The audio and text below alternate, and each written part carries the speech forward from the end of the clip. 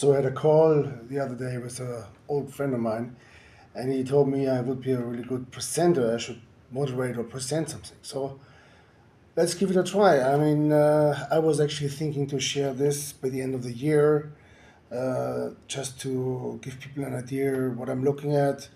If you don't know, I have been an investor for more than 10 years, investing in stocks, then later in cryptocurrencies, in startups. And when I was working at Salesforce, which is one of the top picks that I have, obviously, the company here, the ticker is CRM, I had 70,000 on my cashing account, on my on my bank account, and I didn't know what to do with it. I couldn't spend the money that I was earning, so then I started to actually think about diversifying. Because if you have money on the bank account, of course you are stupid if it's more than 10,000, because there's a reason why people call it fiat money. Fiat comes from fiat lux, which was the famous word of God according to the Bible when He created the world. And banks, central banks, are printing money, creating new currencies as we speak. A lot of people don't know that in 2020, during the COVID crisis, yes, it was under the Trump administration, more money was created than the entire history of the United States. And it doesn't look much different actually in Europe. So we have a massive debt crisis, we have a massive currency crisis, and I was talking about this 2017 extensively from then on. But that was before COVID, it was before the massive inflation, and of course, that was all something that people could see coming. But during that time, I started to think about diversifying, and I had a really good um, advisor who told me never more than 20% in one market, never more than 5% in one name. Now, well, I didn't follow that advice, so but you should maybe. And so let's look at a couple of these, not all of them. The Bitcoin is of course very interesting right now, and that is because Bitcoin has reached the 100,000 mark. The last time I talked about Bitcoin was when we were in around 60,000, and I said we're gonna make a massive move to the upside. That was when it was clear that Trump is gonna win the election, and that we have been up from here until now. And now we are seeing a slight pullback, and probably it's going to be a more sustained pullback because people buy the rumor and sell the news. And now Trump is president, so everything was already priced in. Now, is Bitcoin still a good asset to buy? Yes. Is it a really good time to get in right now? Probably not. I would wait for a pullback. Where is the pullback? We're going to look into that. Actually, let's look into it right now. So when in doubt, zoom out. But when you want to understand when is a good time to get in, you need to look at the different time frames. I never, by the way, this is an advice I received from a guy who worked at Goldman Sachs.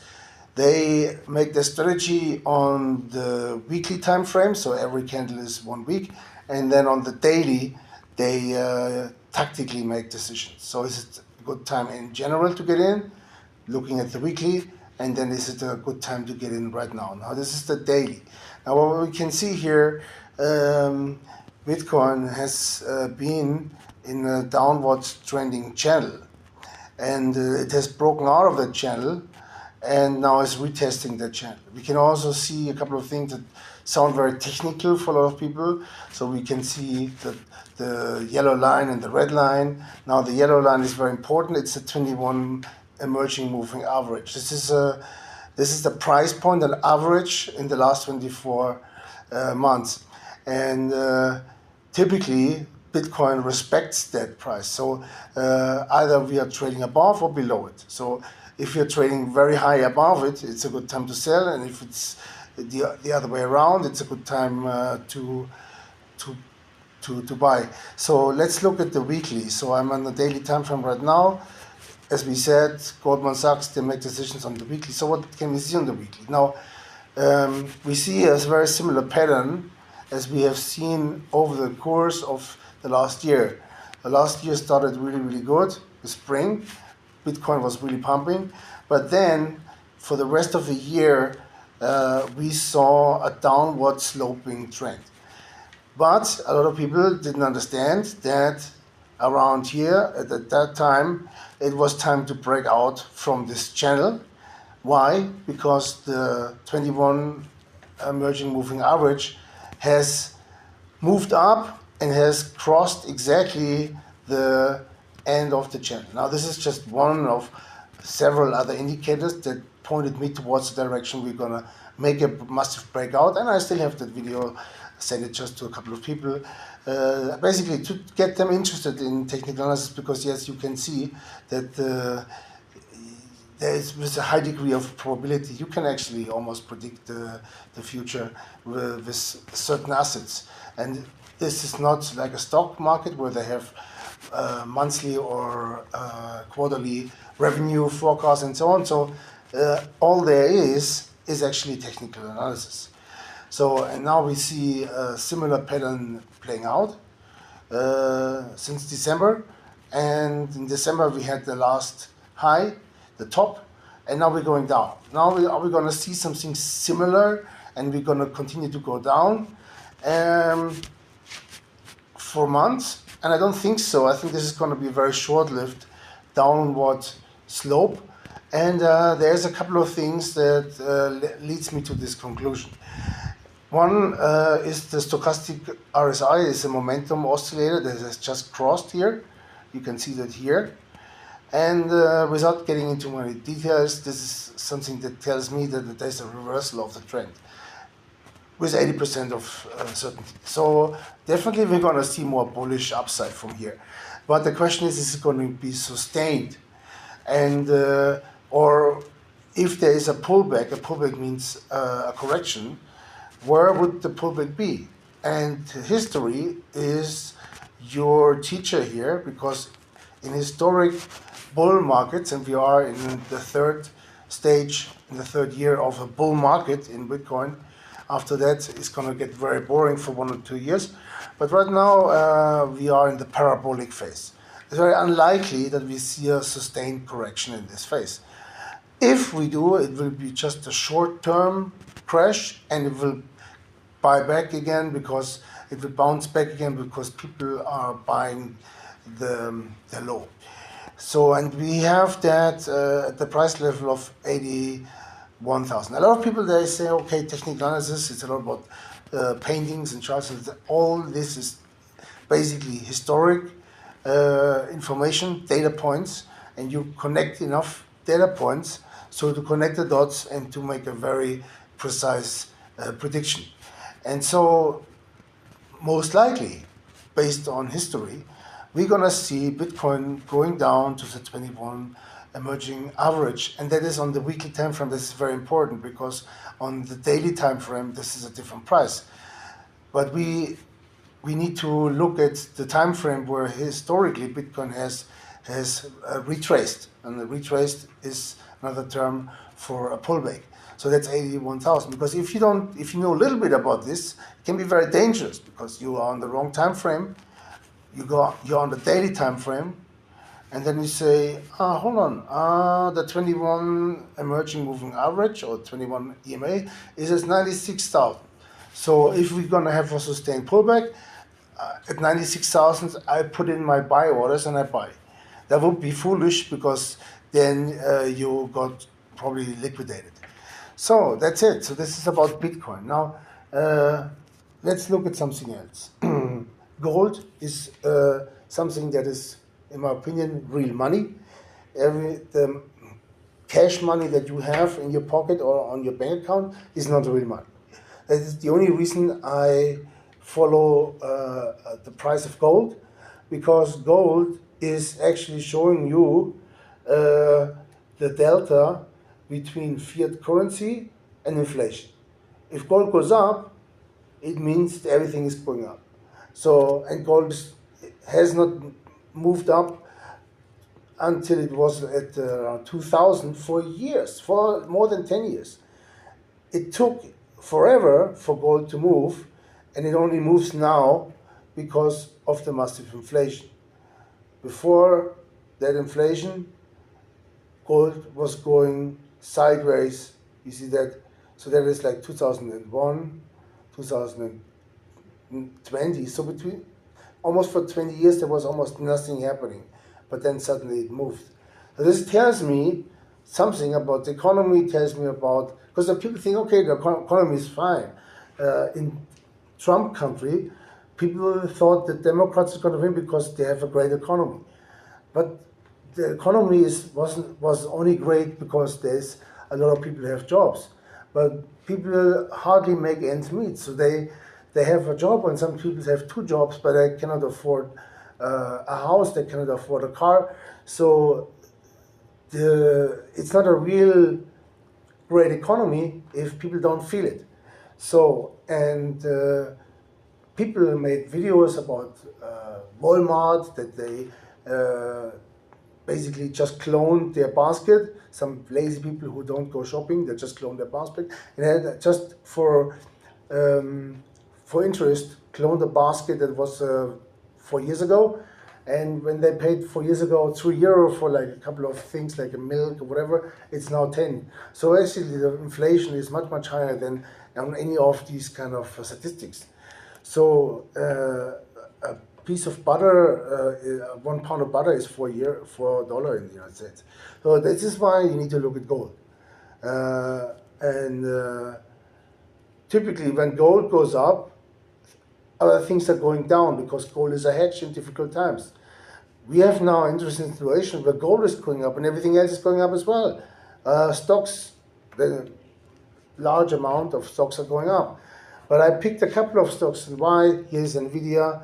I worked for this company, so I know really the ins and outs of them. I worked for them here, and it was already in a bubble, but they were really ahead of the game.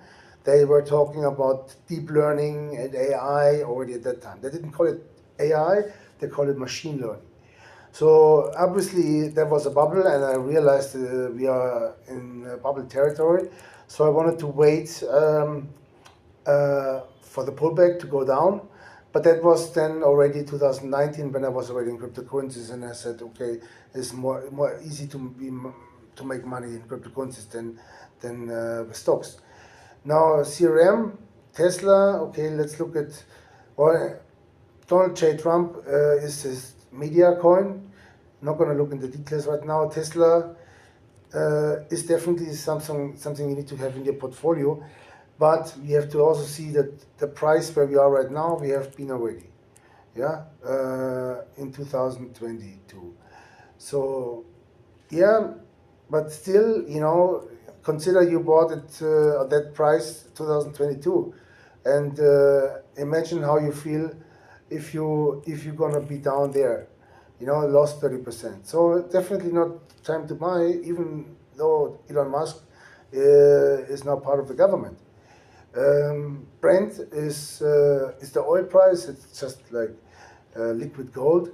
Aluminium, something that you need to track as well, because aluminium, as you can see, and gold have almost the same price. But aluminium is much more scarce than gold. And there is something that's called the stock-to-flow model. How much is in the earth and resources, and compared to silver, compared to other precious metals, and that gives you a price that the aluminium should have.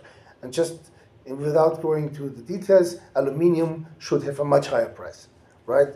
So oil depends a lot on the OPEC states. It's the states that drill the oil. So this is a topic for itself. I've never really played with oil. It's again just an indicator. Similar as gold. How good is the economy doing? And then also from a high oil price, you have issues with revenue and profits, especially in Germany, where there's a lot of industrial companies. So it tells you a lot about the economy as well, but it's a little bit different. What are the top 30 companies in the US? It's interesting to follow. With this one stock, you don't have to buy all them. You just buy an indicator, the same for the S&P 500 and for the Nasdaq. And some companies like Salesforce, LinkedIn, they're on the Nasdaq. So it's good to have these in your portfolio, and maybe just put, if you have 100,000 to invest, put 20,000 in an ETF. If you have 10,000 to invest, and put 2,000 in ETF. This is the whole idea of diversifying. And if you don't do that, if you just have money in your bank account, that's plain stupid. If you are too excited about one industry, not excited about any other industry, then it's not completely stupid, but well, what happens if in your industry is a recession and another industry is booming? And if you have a portfolio that's across several different markets, you can sell in one market when there's a bubble and buy another market when there's a recession. So that's why you should be at least in 3 markets, better 5, be in 5 different markets.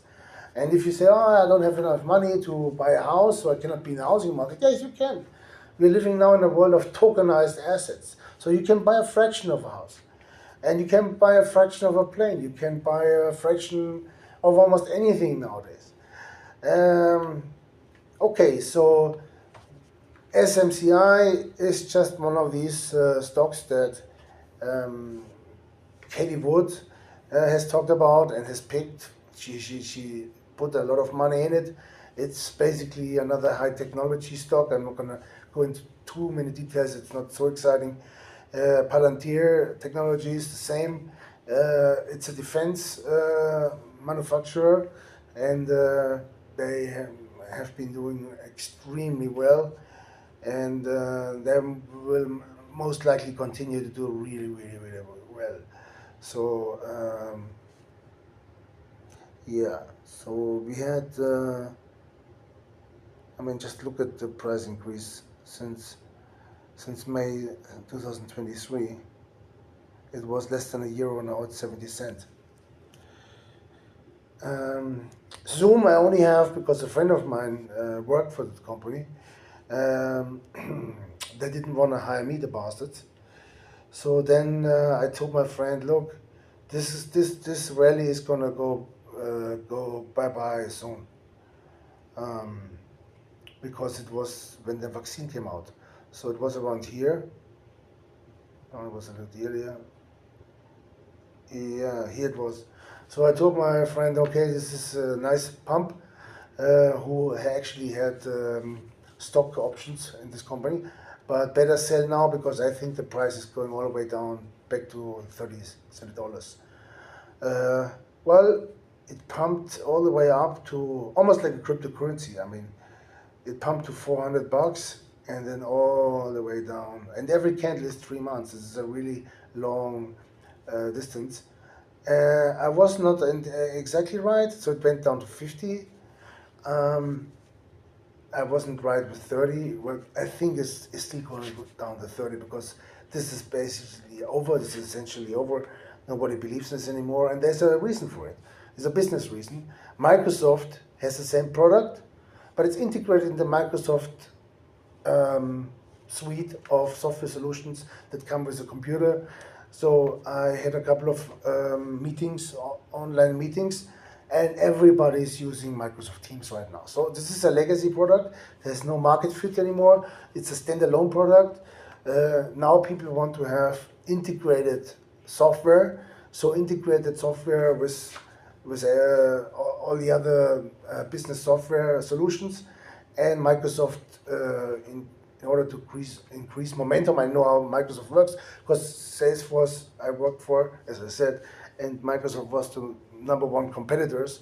And when Microsoft wants to get market share, they get the market share. So Microsoft is doing with, in this case, they are dropping the price to almost zero and get in and say, okay, try it out for 6 months.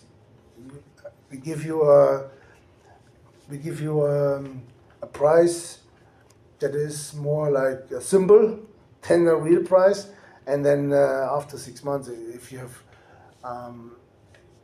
have no complaints and if you have across the board adoption from everyone in the company, which is the whole idea of getting software, you need to have adoption. And we make it super easy because we integrate it in all your products. then we're going to talk real money. And who says no to that? Of course, they're not going to give this offer to a company with 50 employees. But with a company like Deutsche Bahn, with 5 or 50,000 employees, they make that offer and they know, okay, in 6 months we have a huge paycheck coming in. Microsoft can do that because online conferences is just or less than 1% of their business. With this company, Zoom, or other companies like WebEx, they only have that. So they cannot cannibalize their price, otherwise they're not profitable anymore and they go bust.